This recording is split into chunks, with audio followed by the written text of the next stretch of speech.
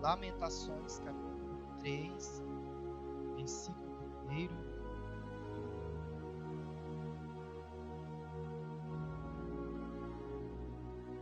Lamentações, capítulo 3, versículo 1. Diz assim: Eu sou o homem que viu a aflição pela vara do seu furor. Ele me levou e me fez andar em trevas e não em luz. Deveras se tornou contra mim. Virou de contínuo a sua mão todo dia. Fez envelhecer a minha carne e a minha pele. Plantou os meus ossos. Edificou contra mim e me cercou de fel e trabalho. Assentou-me em lugares tenebrosos com que estavam mortos a fome. Circunvalou-me e não posso sair. Agravou os meus grilhões. Ainda quando clamo e grito, ele exclui a minha oração. Circunvalou os meus caminhos como pedras lavradas. Fez tortuosas as minhas veredas. Fez-me como urso de emboscadas e um leão em esconderijos. Desviou os meus caminhos e fez-me em pedaços. Deixou-me assolado. Armou o seu arco e me pôs como alvo a flecha. Fez entrar nos meus rins a flecha da sua aljava. Fui feito um objeto de escárnio para todo o povo e sua canção todo dia. Fartou-me de amargura, saciou-me de absinto. Quebrou com pedrinhas de areia os meus dentes, cobriu-me de cinza. E afasta-te da paz a minha alma. Esqueci-me do bem. Então disse eu: já pereceu a minha força, minha esperança no Senhor. Lembra-te da minha aflição, do meu pranto, do absinto e do fel. Minha alma certamente se lembra e se abate dentro de mim. Disto me recordarei no meu coração, por isso tenho esperança. As misericórdias do Senhor são a causa de nós não sermos consumidos, porque a sua misericórdia não tem fim. Novas são cada manhã, grande é a tua fidelidade. A minha porção é o Senhor, diz a minha alma, portanto esperarei nele. Só até aí. Os irmãos podem se assentar, glorificando a Deus. Esta passagem no qual Jeremias ele vai escrever para o povo de Israel, logo em seguida aqui, quando termina o livro de Jeremias, ele vai escrever Lamentações. Jeremias ele vai escrever este livro, por isso que ele dá-se o nome de Lamentações, ou seja, Lamentações de Jeremias. Em algumas Bíblias está dizendo Lamentações de Jeremias, outras, algumas Bíblias, só Lamentações. Porque aqui quando Jeremias ele vai escrever esse livro, ele vai lamentar-se, ele vai expor a sua tristeza, o seu lamento. Ele vai se lamentar. O que é se lamentar? É chorar aquilo que se perdeu, é chorar aquilo que já se foi, bispo. Aquilo que outrora era alegria e agora se perdeu. Isso é lamentação. É se lamentar, é um choro de tristeza, um choro de arrependimento, um choro de angústia, um choro no qual ele se lembrava que muitas das vezes ele podia estar fazendo o que ele tinha oportunidade de fazer para Deus, ele não fez. Quando Jeremias ele escreve, ele se coloca no lugar daquele povo, por isso que diz Lamentações de Jeremias. E é interessante esse capítulo 3, porque ele vai se colocar no lugar. Mesmo ele não estando no lugar do povo, ele se coloca como se ele estivesse. E ele começa dizendo: eu sou o homem que viu a aflição pela vara do seu furor. Ele me levou e me fez andar em trevas e não em luz. Jeremias ele estava falando como se ele estivesse no lugar do seu povo, como se ele estivesse no lugar de muitas pessoas. E na verdade ele se encontrava neste lugar, só que ele se encontrava de uma forma diferente, porque quando Deus ele levantou o profeta Jeremias, onde o livro que vai ser o nome de Jeremias, ele foi levantado para confrontar aquele povo acerca do seu pecado, acerca de tudo aquilo que eles estavam fazendo para Deus. E nós conhecemos muito bem a história dali do livro de Jeremias. O que Jeremias ele vai falar, ele vai fazer ali no período em que ele estava exortando, trazendo o povo ao arrependimento, para que o povo pudesse se arrepender na presença do nosso Deus. E nós sabemos que tudo aquilo que Jeremias ele pregou foi como palavras jogadas ao vento. Foram palavras que não teve serventia nenhuma para aquele povo. Mas mesmo assim ele continuava falando. Por alguns momentos o próprio Deus falou para Jeremias: Jeremias, não adianta mais você falar, porque este povo é de coração duro. Mesmo assim Jeremias ele continuou pregando a palavra de arrependimento para aquele povo, mesmo sabendo ele que aquele povo não ia dar ouvido. E o que Jeremias mais temeu foi o que aconteceu. A Bíblia diz que aquele povo foi para o cativeiro em Babilônia, um cativeiro que duraria 70 anos. Só que Jeremias ele era um homem diferente no meio de toda aquela nação. Como assim, pastor? Ele era diferente porque até o próprio rei Nabucodonosor reconheceu a santidade que havia em Jeremias. Ele olhou para toda a nação de Israel, ele não viu ninguém com o coração como o coração de Jeremias, porque a fama de Jeremias já tinha se chegado em Babilônia. Antes do rei Nabucodonosor entrar em Jerusalém, ele já tinha ouvido falar da fama de Jeremias. Só que quando Nabucodonosor e os seus príncipes, os seus reis, entraram em Babilônia, que alguns acham que foi Satanás que usou ele, não. Se nós lermos o livro de Jeremias, eu me recordo onde é o capítulo, versículo, que diz que foi o próprio Deus que despertou o espírito de Nabucodonosor para ele entrar em Jerusalém e devastar o templo e levar cativa aquelas pessoas. Não foi o adversário, foi o próprio Deus. O próprio Deus que despertou o rei Nabucodonosor. Mesmo sendo ele um rei ímpio, um rei que não adorava a Deus, que abominava as coisas de Deus, mas mesmo assim o próprio Deus levantou ele para poder assolar a nação de Israel, para que eles verdadeiramente pudessem se colocar na presença de Deus. É como muitas das vezes acontece com o povo de Deus. É como aconteceu ali, já falei algumas vezes e volto a falar, quando o Senhor ele fala para Oséias, que diz que é necessário ele levar Gomer para o deserto para que ela possa reconhecer que o seu esposo não é Baal, mas é o próprio Deus. E a Bíblia diz no livro de Oséias que o próprio Deus leva Gomer para o deserto. Que deserto é esse? Quando leva ela para os seus antigos amores, os seus antigos amantes, e lá ela prova verdadeiramente o vale que ela iria passar, o deserto que ela iria passar.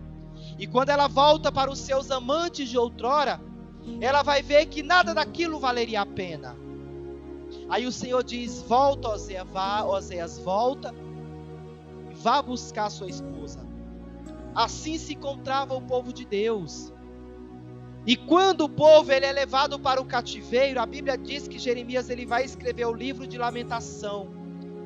E ele vai expor a sua aflição, ele vai expor o seu sofrimento perante aquele remanescente que ficou. Porque em Jerusalém ficou um pequeno número de pessoas. Que pessoas eram aquelas? Eram os mais pobres, os mais humildes. E aquelas pessoas que não se dobravam a Baal. Porque não era todo o povo que era idólatra, que era rebelde na presença de Deus. Mas ainda tinha um pequeno remanescente que verdadeiramente era crente. Eram convertidos, que não dividia a adoração a Deus e a Baal. E aí Jeremias ele vai falar. E ainda também ficou aquele pouquinho de pessoas que era rebelde. Jeremias ele vai se expressar através das suas lamentações.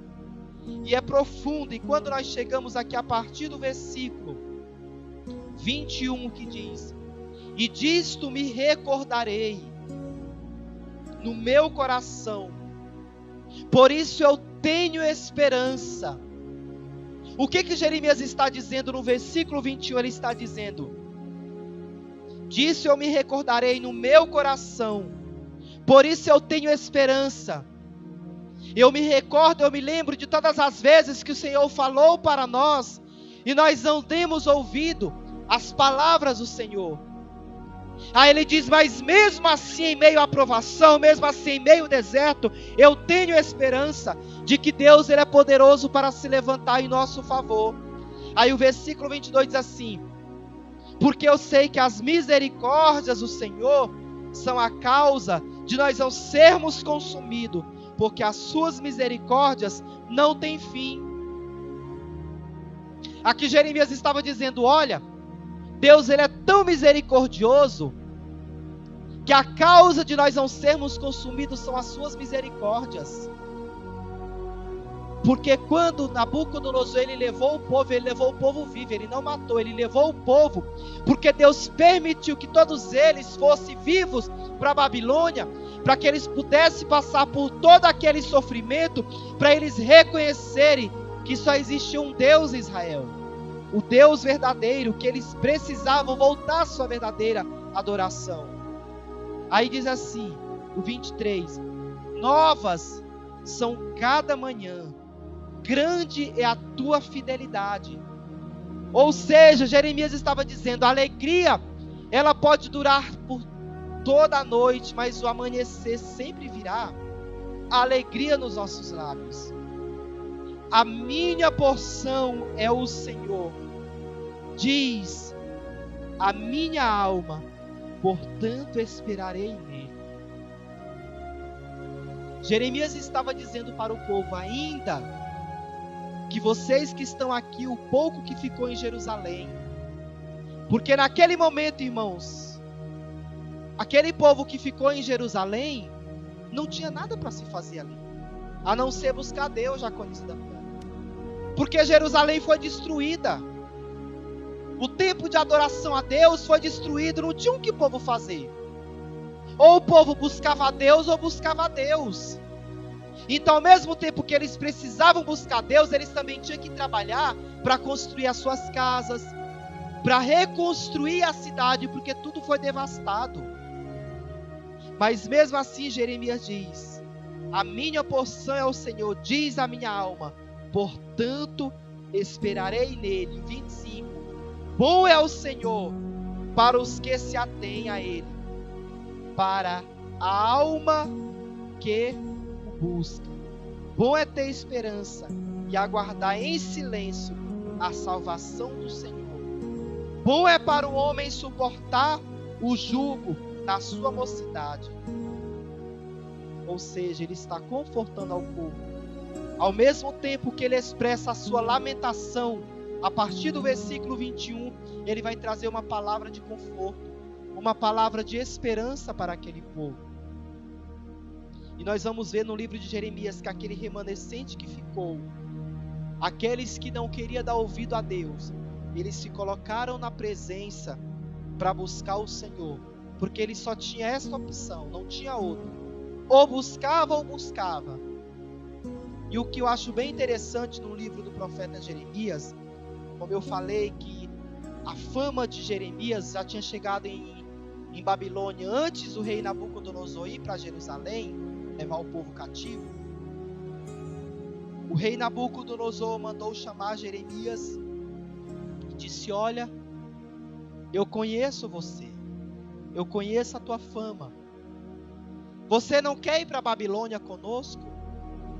As pessoas, o resto do povo, eles foram levados à força, mas o rei Nabucodonosor, ele deu esta escolha para Jeremias, vamos Jeremias, para a Babilônia, só que lá você não vai ser escravo como os demais seus irmãos. Lá você vai ter um lugar bom no palácio. Lá você vai ter comida boa, lá você vai ter tudo do bom e do melhor. Lá você não vai ser tratado como um escravo, mas você vai ter um lugar bom no palácio. E Jeremias, sabe o que ele fez?